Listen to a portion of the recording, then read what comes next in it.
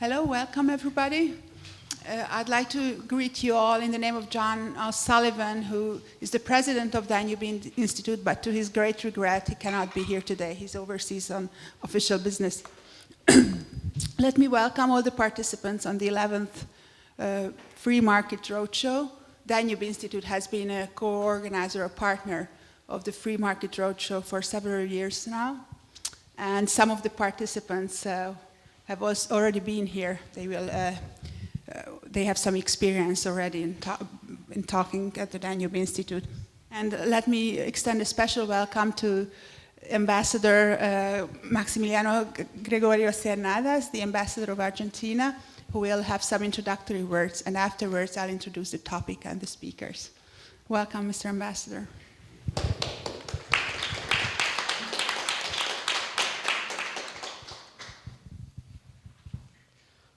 So, dear authorities of the Danube Institute, dear organizers of this Free Market Roadshow, dear guests, I feel very honored to address this distinguished audience, especially to greet the participation in this stage of my fellow countryman, Mr. Federico Fernandez, President of the International Foundation BASIS, which has a peculiar connotation for the nature of what my country Argentina is and aspire to be.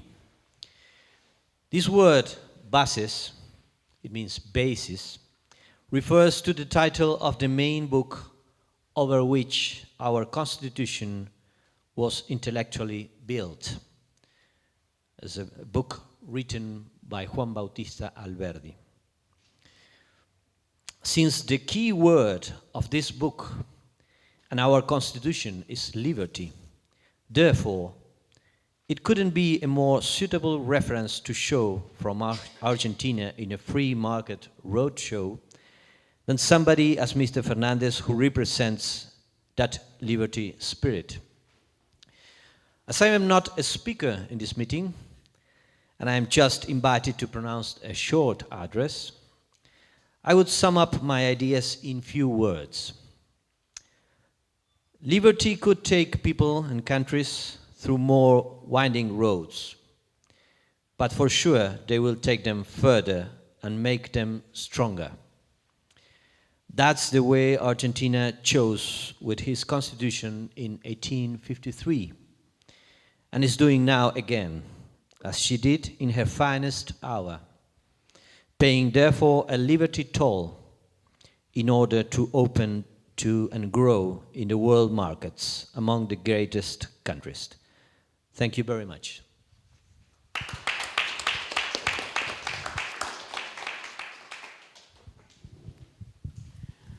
Thank you very much, Mr. Ambassador, and I appreciate that you can stay a little bit more with us, and I can understand that you'll have to leave, so just whenever you have to, we'll understand that.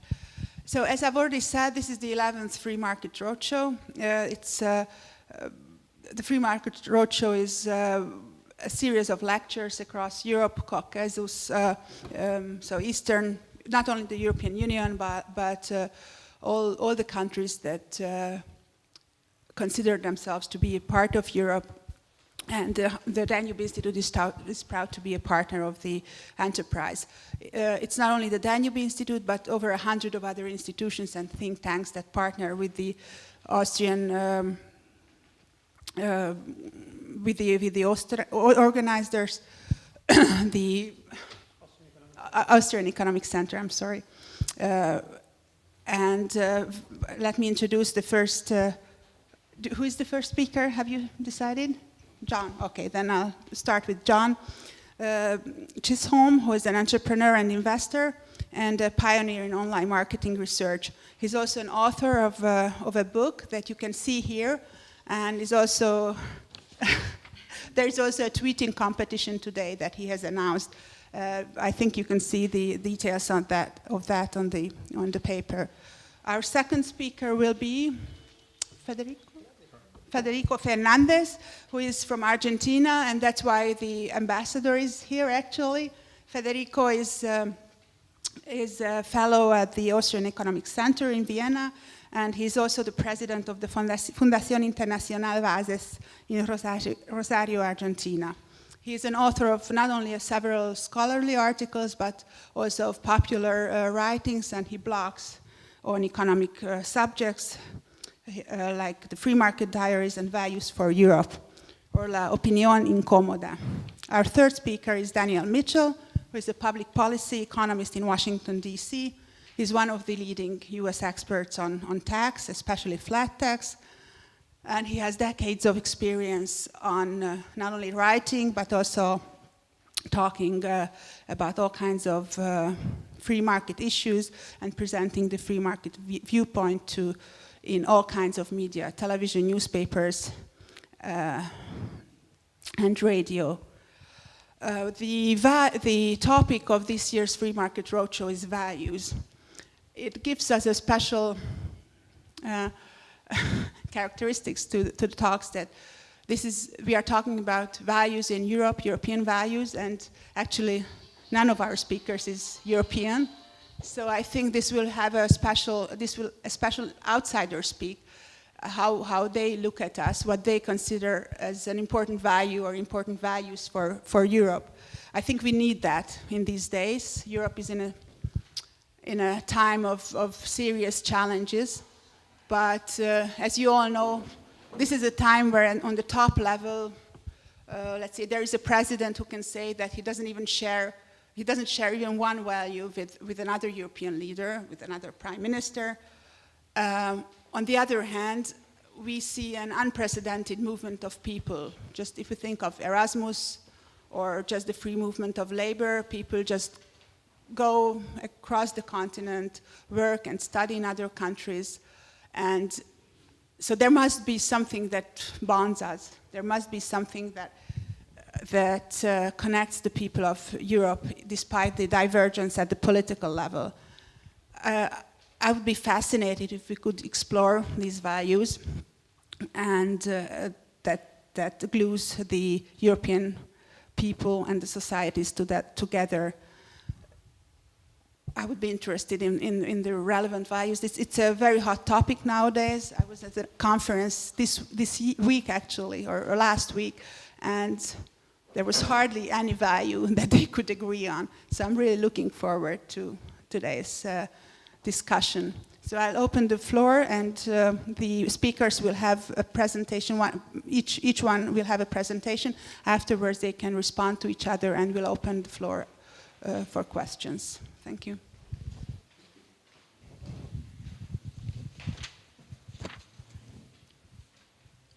Hujjamin esh ureim kusanam a makivasht. Ladies and gentlemen, thank you so much for having us today. We're so thrilled to be here with you. Each of my fellow panelists and I, each of us will be talking about a different aspect of values.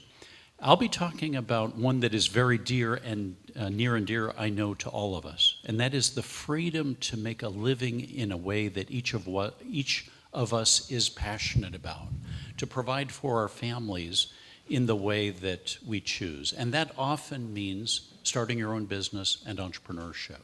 How many people here in this room either have started their own business, aspire to start their own business, or someone close to them has started their own business? Raise their hand. Great. Virtually all of us. So I think this will be highly relevant. My firm conviction is that anyone can start their own business and make it a success, as long as it's in an area that you're passionate about. I'll say more about that. But in this talk, I'll be sharing a few tips for how to start your own business, how to make sure it's the right business for you, and what are some of the key obstacles to starting your own business and how we can overcome them. I'd like to start by taking you back to the single year of my life where I learned the most about entrepreneurship, business, and life. And that year was 2000 and 2001, the dot-com bust in San Francisco, Silicon Valley. Just to refresh your memory, the internet first became commercially productized and available in the 1990s. Billions of dollars were invested and overinvested to make the internet available. Companies like Amazon, Yahoo, eBay, and others got started during this time. And that huge overinvestment crashed in 2000 and 2001 when thousands of dot-com companies started going out of business. Well, in those days, I was running my second company, Customer Sat. In the first quarter of 2001, I often would wake up in sweat-soaked sheets at 2 in the morning, sticking to my skin. Our second round of financing, our Series B round, refused to close despite a flurry of meetings with investors as we ran out of cash. Those nights I would get up, shower off the sweat, and try to get back to sleep. When my management team and I finally realized that our Series B round was not going to close, we huddled to figure out what to do. First, we cut our own salaries, and then a few weeks later, those of all of our employees by 10%. I cut my own salary by 50%. Agonizing and debating over every individual, we laid off 40% of our workforce. 40% of the company I had spent the last 3 years of my life building. When I assembled our remaining employees to explain to them that this was the only way we could stay afloat and stay together, I felt my composure collapsing, and I broke down sobbing in front of our employees. They stood there stunned, sympathetic, and embarrassed that their CEO was crying in front of them. To help us get through, one of our investors lent me $300,000 for the company, but not to the company, meaning I would be personally liable for repaying the loan. Later, I would repay the investor by mortgaging my townhouse. That first quarter of 2001, our revenues fell by 20%. They fell again in the second quarter. We moved to smaller offices. We cut back salaries again. I kept my salary to minimum wage. We factored receivables to have enough cash to make payroll. Finally, we could see profitability ahead in the third quarter of 2001. And then, as you know, on September 11th, terrorists attacked the World Trade Center in the Northeast. The Northeast communications grid of the U.S. was down, even though it took an entire day just to confirm that all of our employees were still alive. Even though we were 3,000 miles away in Silicon Valley in San Francisco, every company, even in Silicon Valley that I know of, had customers or clients who lost employees or family members in the terrorist attacks. If the dot-com bust did not kill a company, almost certainly the terrorist attacks of September 11th did. Well, we did not make a profit in that third quarter of 2001. We did break even in the fourth quarter. We didn't hire a single new employee for 18 months. The going kept tough for the next 3 years, but we made it through. And the company was acquired in the first quarter of 2008. Often I've wondered, why did Customer Sat survive when so many other companies, I think it's fair to say most other companies of our size and cohort, failed? And it was that question that led me to write this book, Unleash Your Inner Company. Somebody here will win a free copy of the book today. Anyone can win it. All you have to do is tweet. A relevant tweet, as many as you can, about the topics that you'll hear in today's Free Market Roadshow. If you include an image or a photo in your tweet, it'll be worth 2 tweets. If you would include my Twitter handle in your tweet, not as the first characters in it, but somewhere embedded in the tweet, otherwise it'll be a private reply. That way we'll count up all of your tweets at the end of today's sessions and determine who the winner is. Okay, so start tweeting. All right. I think you'll find a lot that's fresh in Unleash Your Inner Company. First of all, the ideal company for you is absolutely unique to you. Nobody else has your unique combination of skills, knowledge, relationships, passions. And so the right company for you is unique to you and has to be discovered by you. 2, you have many more advantages to start a company and make it a success than you realize. And in this session, I'm going to show you a way to think about those different advantages. Next, positive feedback loops pervade many aspects of success in entrepreneurship and business. What do I mean by that? I mean people and things that reinforce each other. So a key part of success is recognizing, nurturing, and riding those feedback loops. I'll say more about that in just a moment. And finally, any company can be evolved and scaled into a large company if you want to. I won't say much more about that now, but there is more about that in the book. So why did Customer Sat survive when so many other companies failed?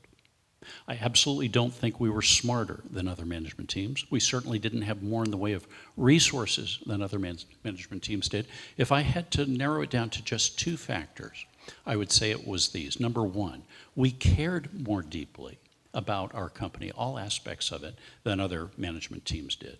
About the coolness of our products, the relationships we had with customers, and about each other than other management teams did. And two, we stuck with it longer than other management teams did. As I mentioned, it was another 7 years before we were acquired. So in short, I would say it was this combination of passion and perseverance that got us through.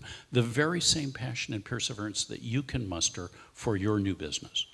We hear a lot about passion. Every business book talks about passion today. That's starting to get passé. Some business books also talk about perseverance. That's more interesting.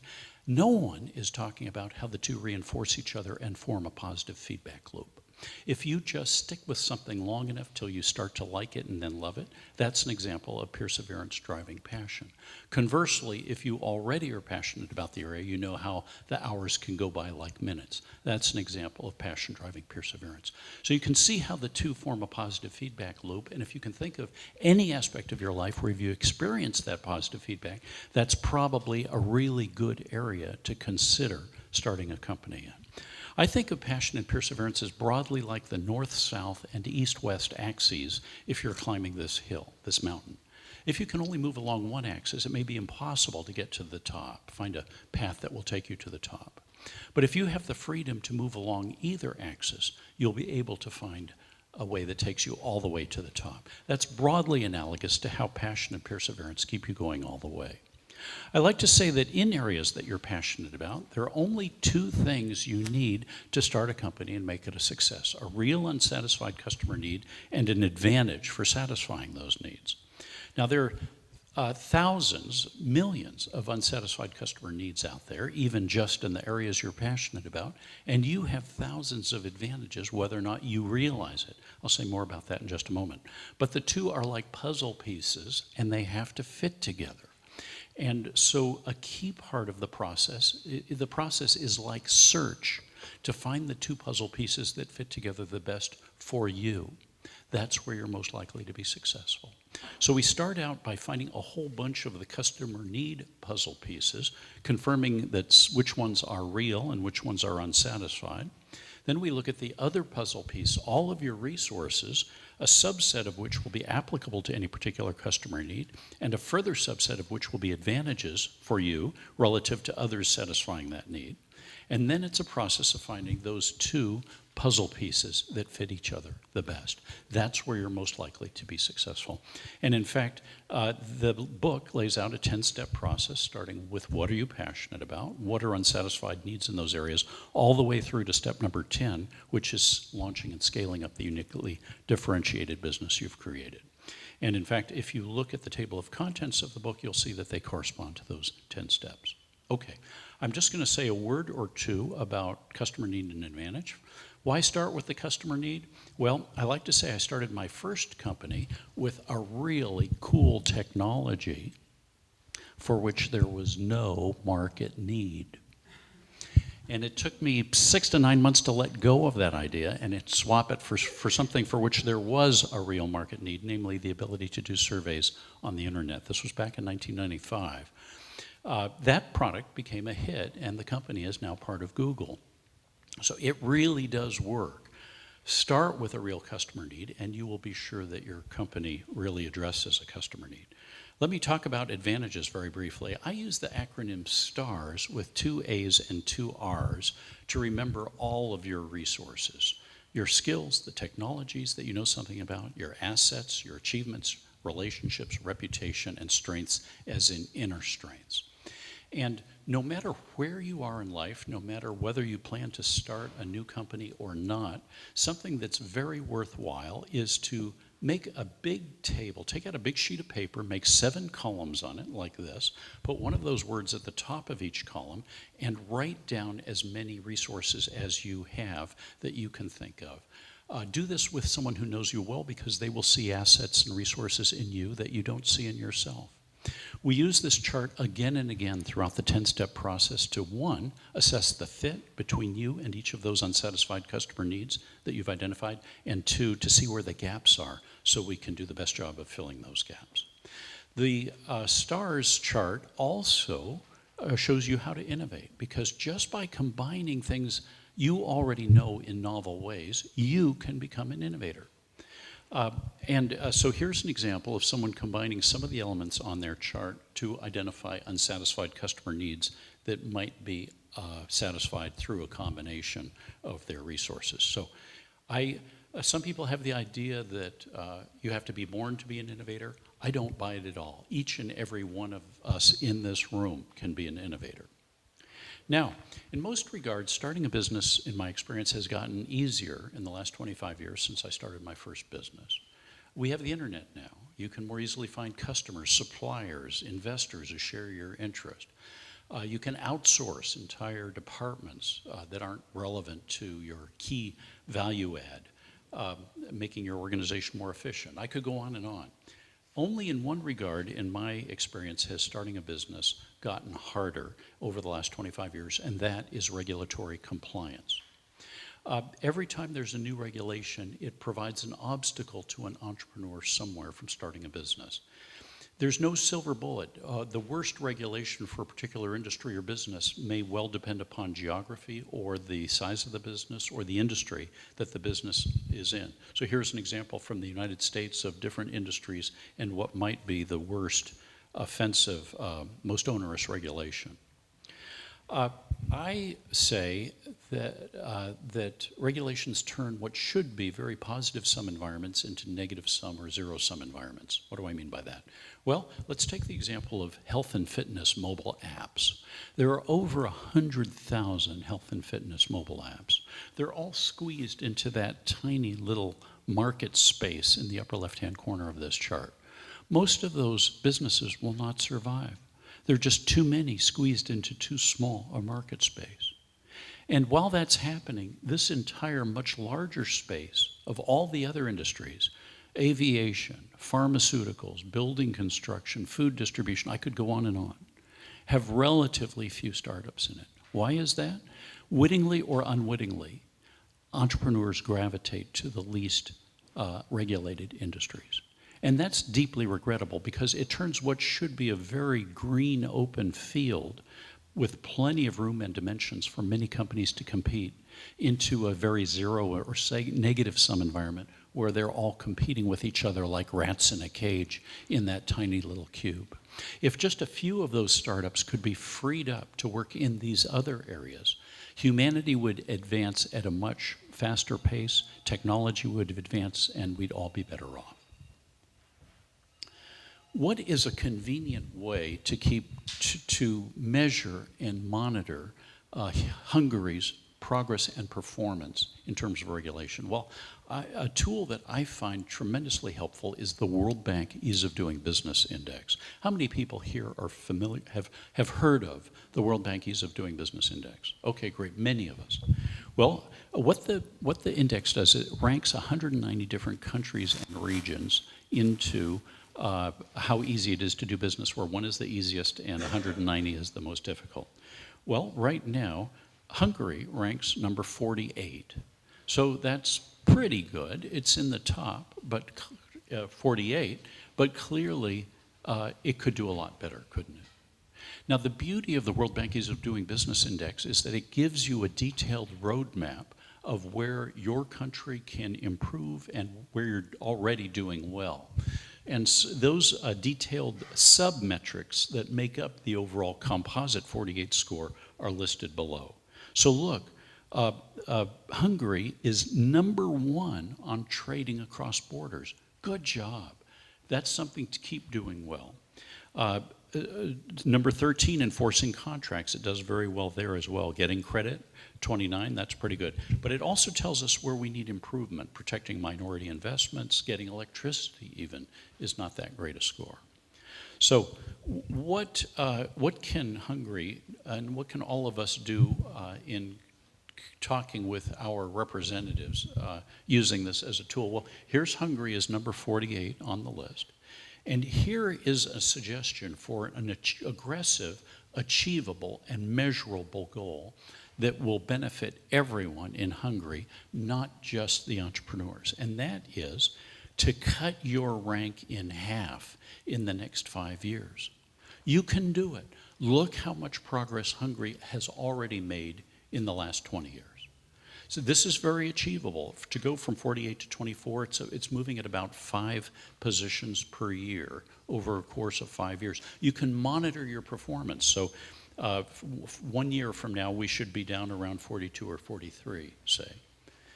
Now, what should be Hungary's long-term goal? Well, let me suggest there's no reason at all that Hungary should not be number 1 on the World Bank Ease of Doing Business Index.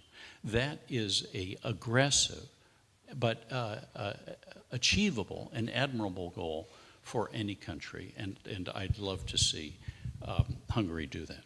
So those are a few thoughts on the value of freedom to start our own businesses, to make a living as we wish, and the key obstacle to that, which is regulatory, in my experience, and a way that we can push back on those regulatory obstacles and set a goal for Hungary that's ambitious, that'll benefit all Hungarians. Thanks so much.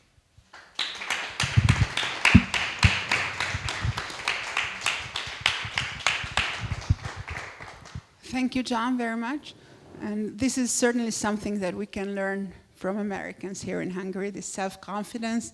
After having listened to you now, I don't only believe that it's very easy to start a business, which I've always found very difficult, but I can also trust that our country's rank can be cut in half in just a short time. It's really something that we have to learn. But I don't know if other countries learn it as well. They all want to cut their country's rank, but so there'll be a great competition. So Fernando, yes, you're the next speaker. Federico, sorry. Hello, thank you. Yeah, good.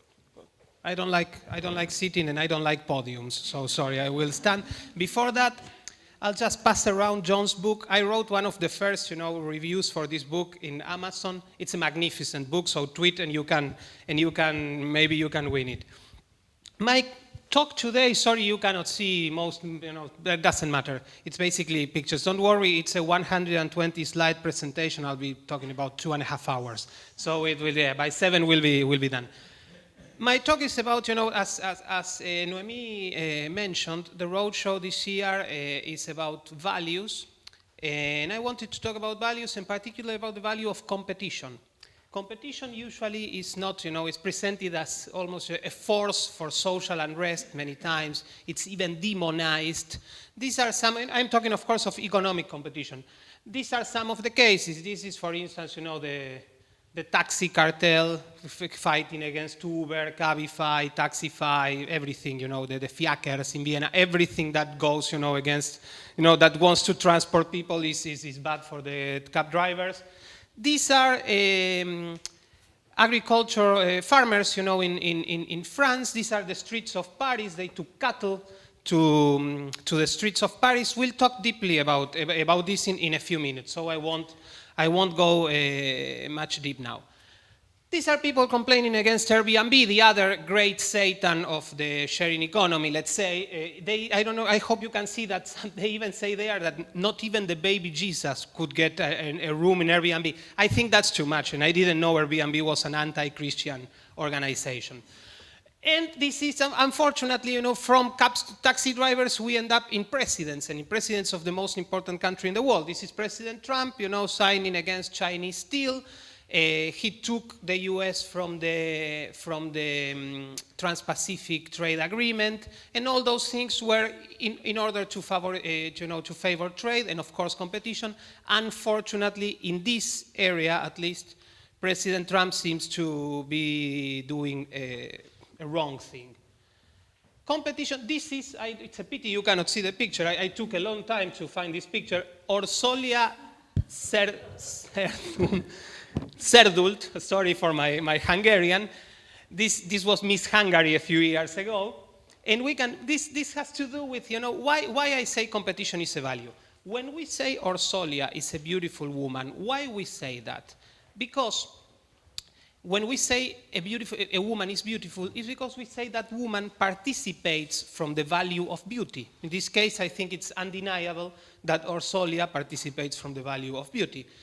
In that regard, I think that when we say that a good, a service, a person, a society, a country is competitive, I think we are saying it participates at least of three very important values. The first value is, of course, economics, good economics, sound economics. The second value is the human capacity for self-improvement.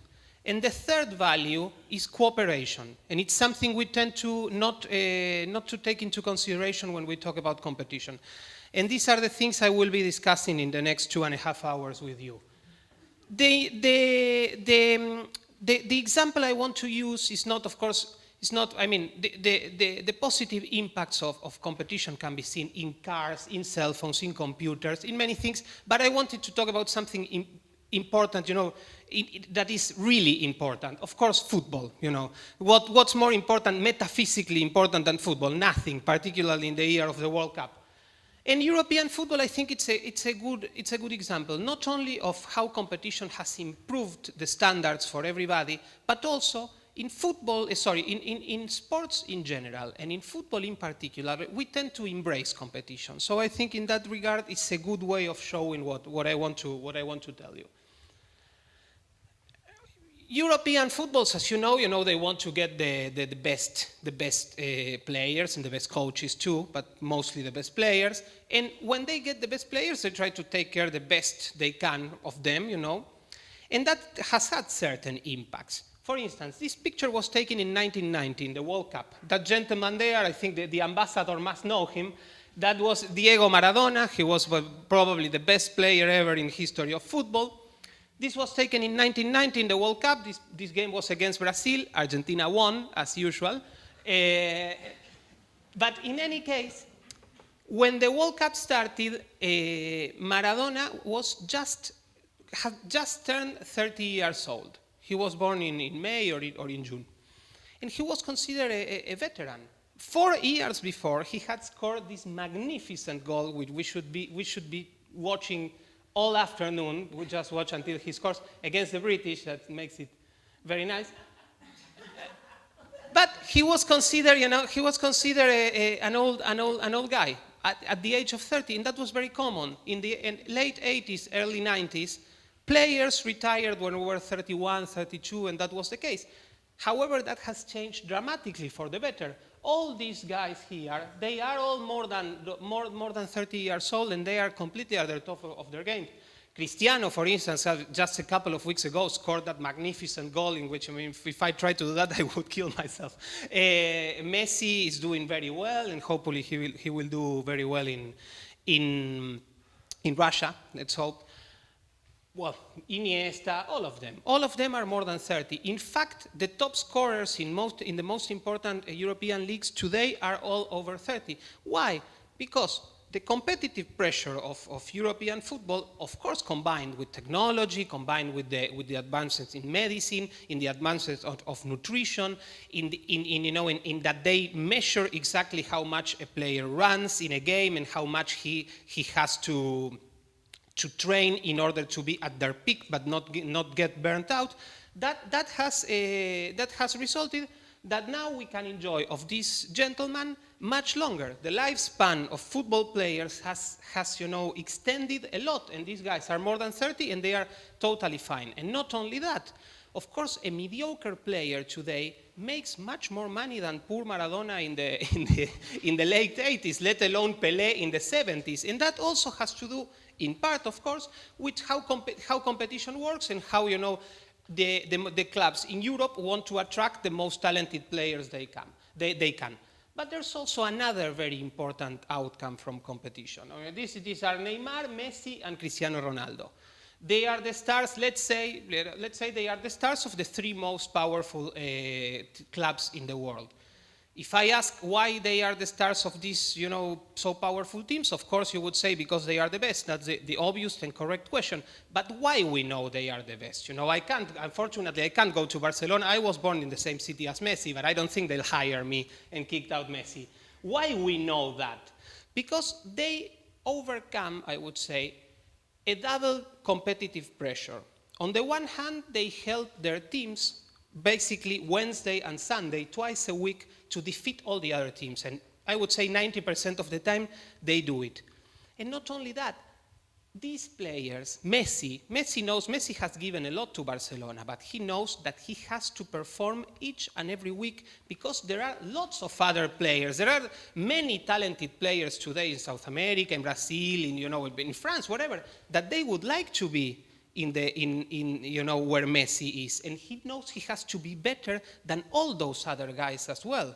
And the same with Cristiano Ronaldo, and the same with the Mine, and the same with all these stars. So they not only help their teams, but they do it better than all the other stars, and that's also thanks to competition. And we know, and competition is a process to put them in the place they should be put. So in this picture, what I see is not only Cristiano and Messi fiercely competing. They are fierce competitors, but they are also cooperating.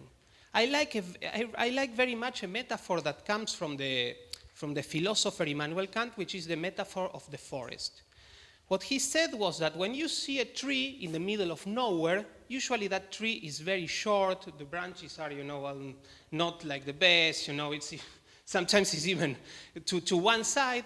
But when you see trees in a forest, they are tall, they are like the best versions of what the tree can be. Why? Because these trees have to compete for space, for sunlight, and for air. So, like those trees in the forest, these two guys, they are not only competing, they are cooperating. They help each other to become the best versions of themselves. And that's a very important outcome of competition. And it's something that also we tend to forget, that competition is also cooperation. When you compete with somebody else, that person is helping you to become a better version of yourself. Competition has enemies. One of them is, for instance, President Macron of France. Currently, the European Union and Mercosur, which is a trade agreement of certain South American countries, are negotiating a trade deal. Of course, trade will increment the level of competition. But President Macron is saying no. He said some people in South America, of course, are saying no, but Macron is funnier. He has found out that, South America is thousands of kilometers away. Yeah, I think any primary student knows that. And that we do things differently. And that is exactly why you trade. You go to find people who do things differently from you, and you try to trade with them. You don't go to people who do exactly what you want. Imagine if our president, the president of Argentina, would say, no, we won't let BMWs come to Argentina because they are produced thousands of kilometers away and under different standards. It would be completely ridiculous, and this is the same, particularly the opposition is to agricultural products, which, believe me, and I'm being 100% objective, we are very competitive and very good at them, trust me. Unfortunately, I think that Macron's criticism, so to speak, and we can go deeper during the Q&A on this issue, has to do with the single market mentality, which is highly problematic, and it's an issue of Europe that it should be solved, and in part cost Brexit.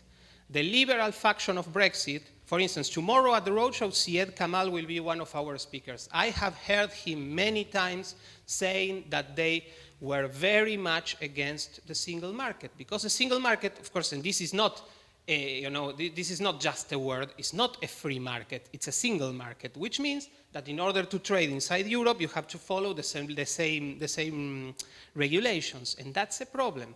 What the British wanted, and many people would want, is mutual recognition. You produce something here in Hungary one way, and the British, the French, or whoever just recognize it as a valid way, and that's it. You don't have to do it. All of Europe has to do it the same.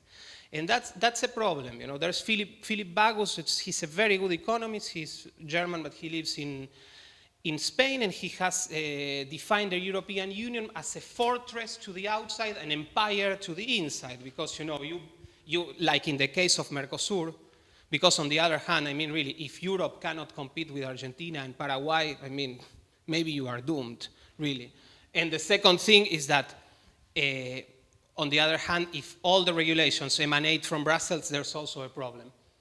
So anyway, maybe you could say, okay, what you're saying could be fine, but maybe we don't like competition. We don't want to compete.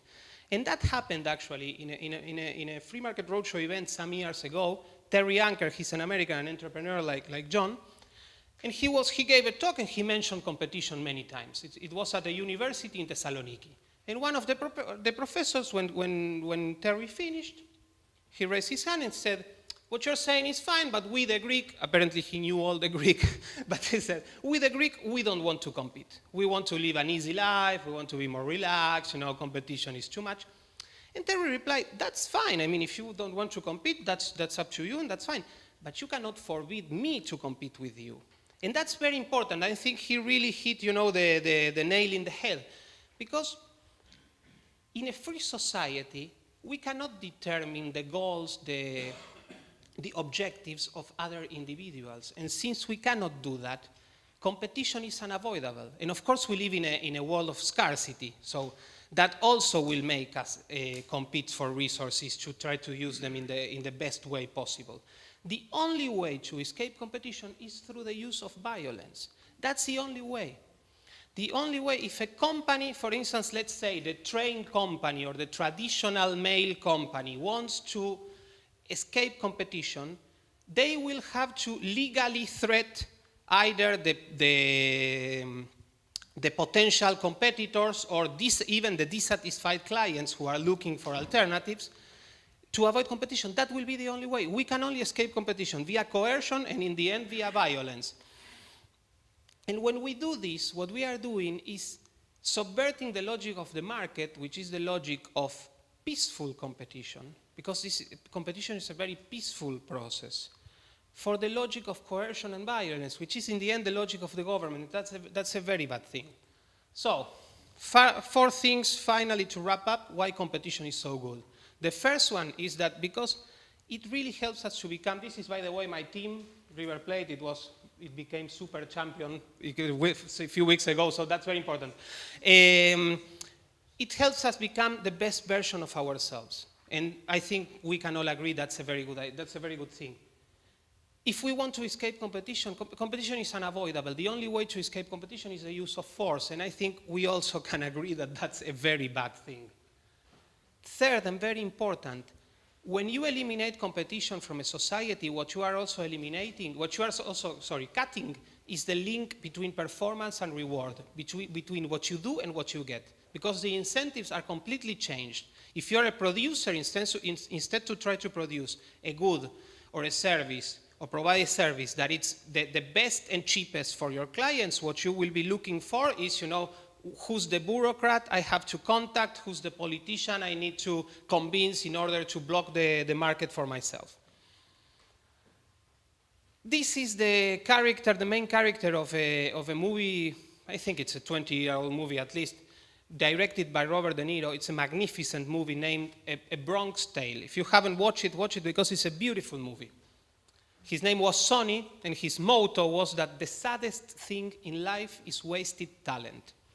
I think he has a very good point, and not only that, if what I have been telling you is true, and competition helps us to become the best versions of ourselves, a society that eliminates competition, that escapes competition, will tend to mediocrity. In a society that you do not compete, there will be lots of wasted talent, and that's a real tragedy.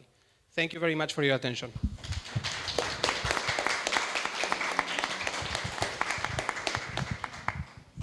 Thank you, Federico. I think you've raised issues that will be very relevant for our second panel as well. So let me introduce our next speaker, Dan Mitchell.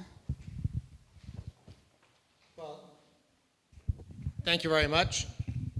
Federico lied, of course, you noticed. His speech did not last 2.5 hours. It just seemed that way when he started talking. when he started talking about soccer. Americans, of course, don't appreciate that game very much. We heard about the value of entrepreneurship. We heard about the value of competition. I want to talk about the value of freedom, the rule of law, because I think this is the contribution that Europe has made to the world. Let me figure out how to start the slideshow. Oh, there's the little symbol there. I thought I was going to have to learn how to read a Hungarian. That was not going to be very successful. And I'm going to start by showing from the Human Freedom Index, and the Human Freedom Index, by the way, combines economic freedom of the world with another half of the project measures just human liberty. And if you look at the Human Freedom of the World Index, 26 out of the 35 freest nations in the world are European. And then when you include countries like the US, Canada, Australia, and New Zealand that are basically European in our culture and our background and our heritage, you see that European nations dominate the world in terms of freedom, in terms of liberty.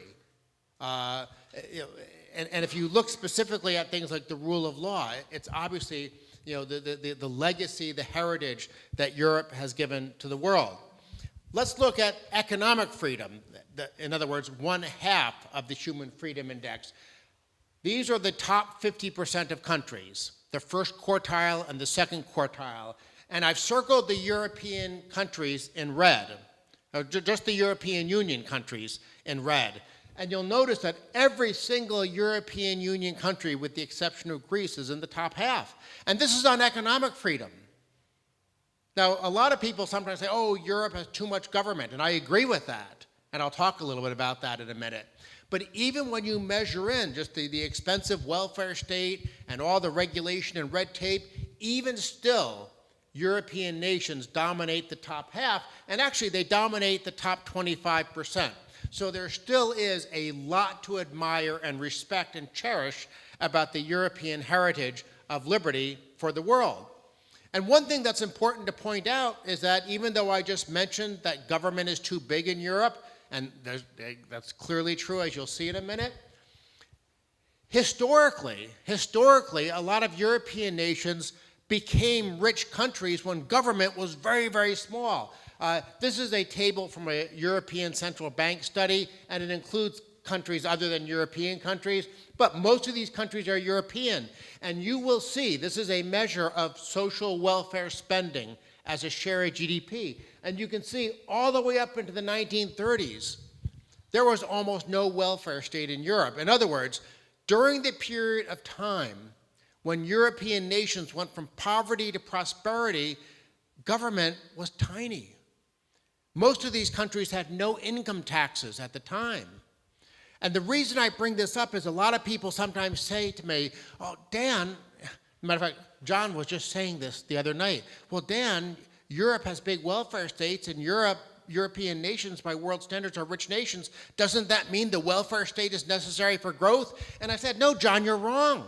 Europe became rich when the welfare state didn't exist. Once it became rich, it then made the mistake of adopting a big welfare state, and now, of course, that threatens the long-run survival of a lot of European economies, especially when you factor in the demographic changes, the aging of the population, and things like that. But nonetheless, the clear lesson is, and I say this when I'm in developing economies in other continents, I say, if you want to copy Europe, I agree, but copy Europe when Europe became rich, when government was very small, and there was almost total freedom in the economic sphere.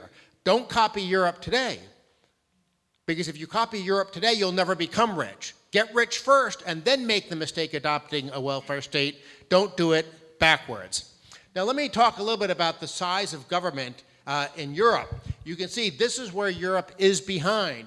These are Western European nations here. The top is ranked number 1 for economic liberty, and the bottom is ranked as, of course, the bottom. Western Europe, out of 159 countries, the average score is 129. And even in Eastern Europe, where government isn't as big of a burden, the average is 89.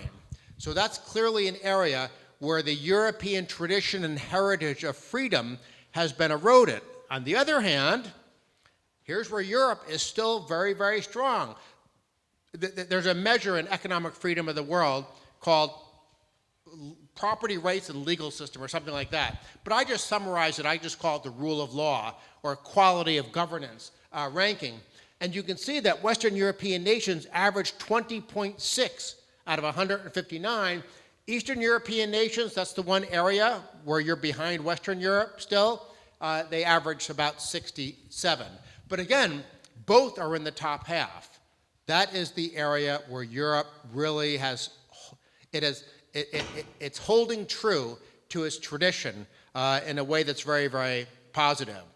Now let me go ahead and close up just by saying a few things about Hungary, since we're in Budapest. In some sense, it's a very positive story.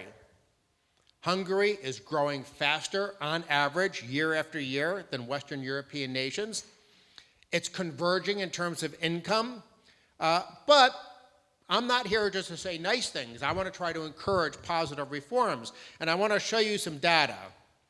This is the economic freedom of the world score for Hungary from when it first started getting, was included till today.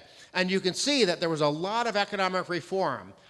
Economic freedom in Hungary dramatically increased from basically the collapse of communism up until about the turn of the century. And ever since then, Hungary's been stable. Now, stability is good sometimes, but let me leave you with a thought here. If you're in a race and you're standing still, are you going to win? Well, maybe you will if other people are running backwards, but what if some people are running forward? So keep this in mind. Hungary's score, very, very stable. And now let's look at the relative scores. This is the absolute score for Hungary. Now let's look at the relative rankings. This is Hungary's score in 2005. This is Hungary's score in 2015. 7.29, 7.30. In a tiny way, Hungary's actually improved policy over the last 10 years. But since Federico just talked about competition, Hungary is competing with other countries. Hungary was ranked number 36 in the world when your score was 7.29. Now you're ranked 54 in the world. Even though your score has gone up a little bit, other countries' scores have gone up faster. And think about it in this context. When investors, when people like John are looking, where do I want to set up factories? Where do I want to start companies? Where do I want to create jobs? They're looking at data like this. They're looking at tax rates. And by the way, your tax rates are fine. That's not your problem. But they're looking at things like the burden of government spending, the regulatory burden, factors like that. And Hungary, again, it's a success story. Ever since the collapse of communism, things have gotten better, but what I'm worried about is things are no longer getting better at a fast enough rate. And again, if you're moving forward only very slowly, other countries can move ahead very quickly and pass you by. Now let me say something about Budapest versus Brussels. I am not a fan of the European Commission. I'm not a fan of the European Parliament. I'm not a fan of the entire bureaucracy in Brussels. It's basically pro-harmonization, pro-centralization, pro-bureaucratization. However, do not blame Brussels if you're making a mistake at home. If you look at the two areas of economic freedom, and go back, here are the 5 categories. Size of government, this is what I call rule of law, but legal system and property rights. Sound money, freedom to trade, and regulation.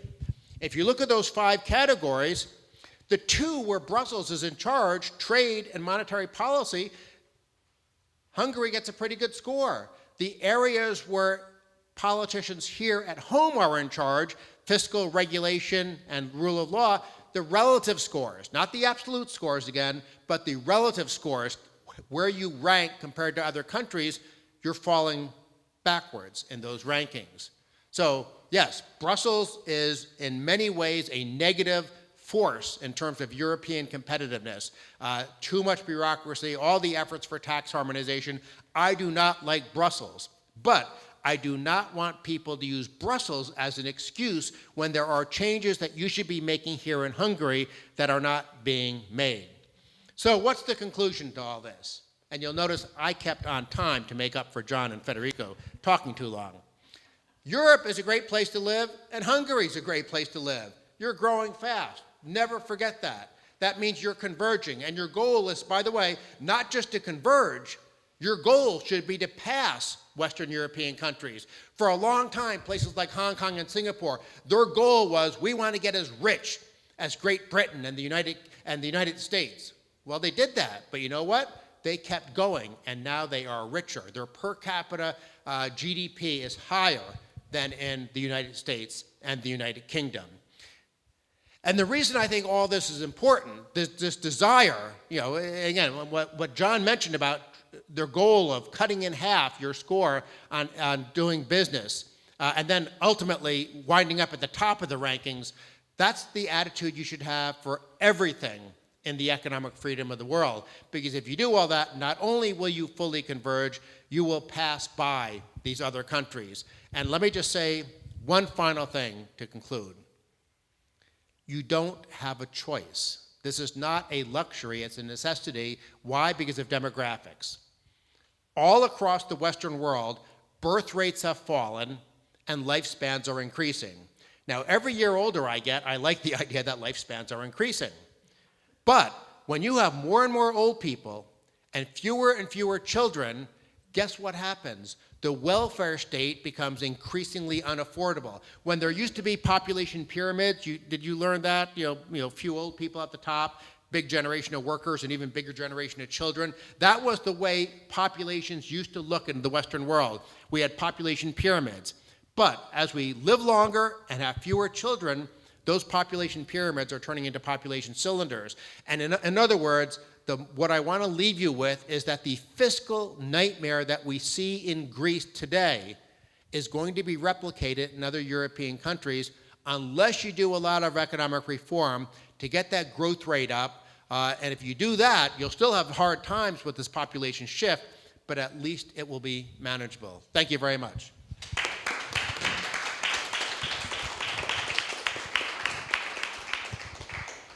Thank you, Dan. It was very interesting. There are certainly a lot of lessons to learn for Hungary, especially with our demographic rate also not going up, although the government has really made an effort and has some achievements.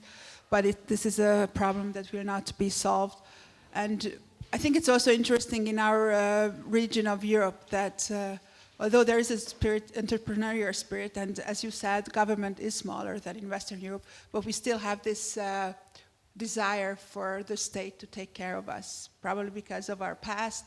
But on the one hand, we'd like to have taxes lowered, and on the other hand, we would like the state to take care of and give us a high pension and take care of everything. So this is something that we have to reconcile and have to learn how to solve. Would you like to respond to each other, and then we can open up the floor for questions, because we don't have a lot of time. But I'd like to give you the chance to reflect on each other's presentation if you wish. If not, we'll open it up for questions. I so benefited from both of your presentations, gentlemen, and so many good ideas, in particular about competition, from Federico.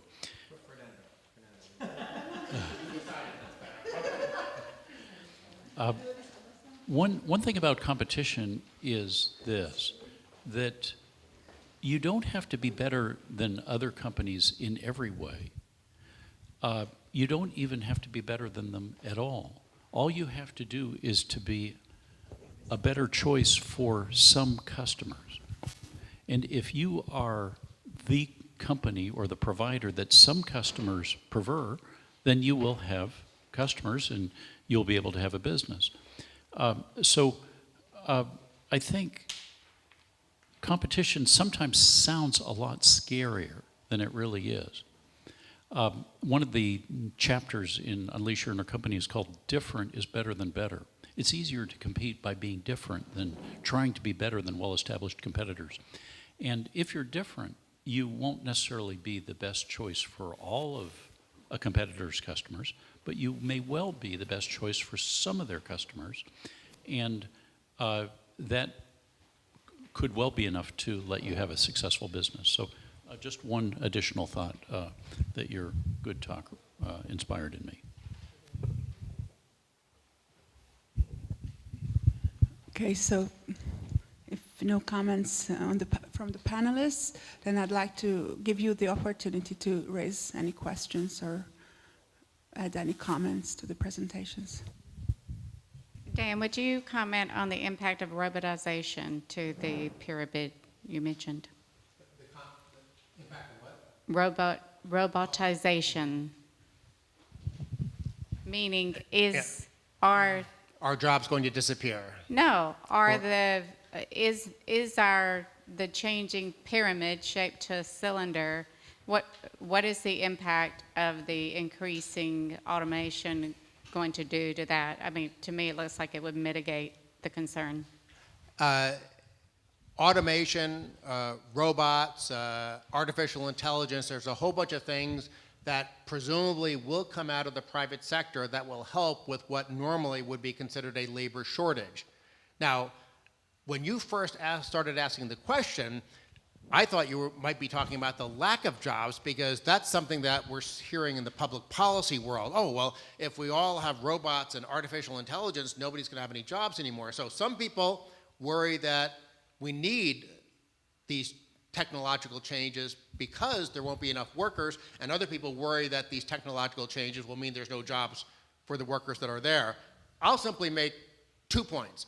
One, if it happens, and presumably it will happen, it doesn't change the fact that the welfare state is unaffordable. So whether automation and robots, whether that's good for the economy or bad for the economy, it doesn't make the welfare state more affordable. So that has to be changed no matter what. In terms of the fundamental thrust of your question, I'm an optimist, assuming, of course, the welfare state gets fixed. But I'm an optimist on the private economy because we've already had dramatic changes in our economies. It used to be that 90% of us worked in agriculture. Now only about 1% of us do. It used to be that a huge share of our economies, people worked in manufacturing. We've become so efficient, not only at agriculture, but now we've become so efficient at manufacturing that we're now moving into services. So, and every time when these things began, people probably thought, oh my goodness, if we lose 89% of jobs in agriculture, that's going to be a crisis. No, it wasn't. And people thought, oh my goodness, we lose jobs in manufacturing, that'll be a crisis. No. We're richer today than we ever were, and we had these dramatic fundamental changes. The creative destruction of the marketplace can be harsh. I mean, if my job was working in a typewriter factory 20 years ago, I'd be pretty unhappy about creative destruction because the personal computer destroyed my life, or at least my livelihood. But there's no question, looking at it from a societal perspective, we wind up much richer because of that creative destruction. So I'm not too worried about what automation brings. As a matter of fact, I suspect it'll mean good things in the way of helping us deal with what otherwise would be considered a labor shortage. But I do worry about that population pyramid becoming a cylinder in terms of the government's interaction with the economy, i.e. the welfare state. I'm just curious for anyone in the panel. So we've lived here quite a long time, and I appreciate all the comments about on a high level. On a practical level, Hungary is losing a lot of young people to other countries because of salaries. A lot of people like to say there are Baltic wages, but euro cost. It also appears that a lot of tourism come in because Hungary is cheap. And if you were to offer a strategy to Hungary, its politicians or whatever, and I would like to say 27% VAT, while the income tax rates have gone down, buying something here at 27%, what would you recommend, or the steps to take in order to have the young people come back, because the population is declining, it's getting older, it's just, there's a lot of things going on. What would you recommend that Hungary do? I'll start off on that. It's in part what I said in my presentation. Hungary is number 54 in the world in terms of economic freedom. You used to be as high as number 36. Your goal should be, in the short run, to get back to 36, and then in the medium and long run should be to climb much higher. I mean, I suppose I could give a sort of a boring, wonky economist-type answer. Wages fundamentally are driven by productivity. Productivity fundamentally is driven by investment and entrepreneurship. So you need to have more investment in entrepreneurship, and that ties in with the tax system, with the regulatory burden, with the quality of the workforce. Hungary is not alone, by the way. A lot of Eastern European countries are suffering a major brain drain of young people to the West. In some sense, of course, we should welcome the fact that young people have the freedom to get better paying jobs elsewhere. But from a national perspective, if you're looking at how can Hungary be a better place in the long run, you need to do as much as you can to shortcut the process to higher pay, and there's no substitute for higher investment and higher productivity. And a lot of that just ties back into the role of government. It's not just that the value-added tax is high. I mean, I mentioned that the corporate income tax and the personal income tax, those are both fine. But social insurance taxes, and those are direct taxes on jobs. That's another problem that I think needs to be addressed. And government spending is, I mean, you're much higher than the Baltics. You're higher than Romania and Bulgaria. And of course, government is bigger than it is in Switzerland and some other countries. So you're not as bad as France, but there definitely could be some improvement. Where are the young people primarily going? It looks like Germany, it was UK, Germany, UK, Spain, and I think part of it is, I think this Eastern Bloc, a lot of them have gone to UK, Germany, and that type of thing. And Noemi knows better than I. I think it's a really good metric to track, which is the net flow of entrepreneurs or innovators. And I'm easy as to how you define it, into or out of your region. You can normalize it by dividing the number by the number of either the population of the country or the number of entrepreneurs in the country, or if you can somehow get a figure on that and then track it. I mean, clearly, Silicon Valley, where I live, there's an inflow from overseas. But here's something interesting. Even within Silicon Valley, there's an outflow of domestic entrepreneurs to places like Texas. That's the #1 destination because taxes are so much higher in California than they are in Texas. The cost of living is higher. Labor is more expensive if you're building a company. Buying a house, the average median house is $450,000 in the U.S. versus in Silicon Valley as compared to $250,000 in Dallas-Fort Worth or Austin. And the regulatory environment is much tougher in lots of different ways. So often people say, what we're trying to do is create a Silicon Valley here in Budapest. Well, I come back and say what you really want to be creating is not a Silicon Valley, but rather a Texas or a New Hampshire. So many people don't even know where New Hampshire is. It's a little state on the Atlantic coast just north of Massachusetts.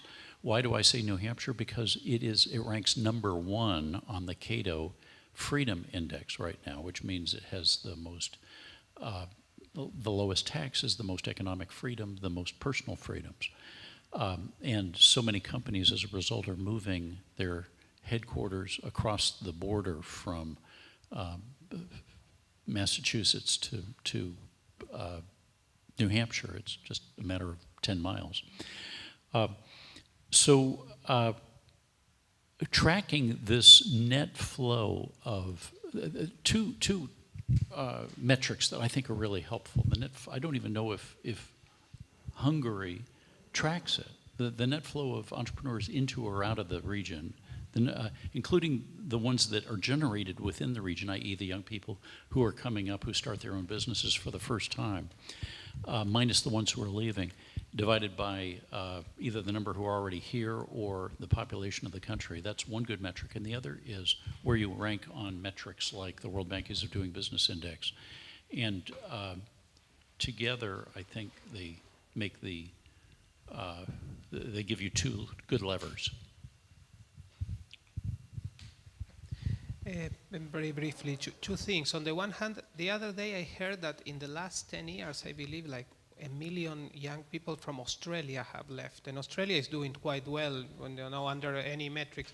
So in a way, we are like in an uncharted territory now, because globalization is very new. It's a very new phenomenon, and this idea that basically you can take a plane and go wherever you want in the world, it's very new, and we don't know exactly how things are going to behave. But on the other, so that is something to keep in mind.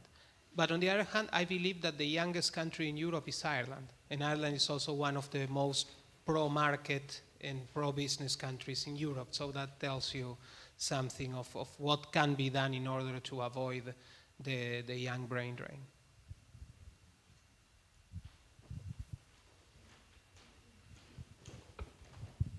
Thank you very much. Unless there is one last question from the floor, then I'd like to thank to the speakers very much, and I encourage everybody to stay for the second panel, which is about sharing economy and will be moderated by John. And I think it's a very timely topic, also based on what we have just heard. And most of you know the history in Hungary of Uber and Airbnb. I think there's a lot to talk about. Thank you.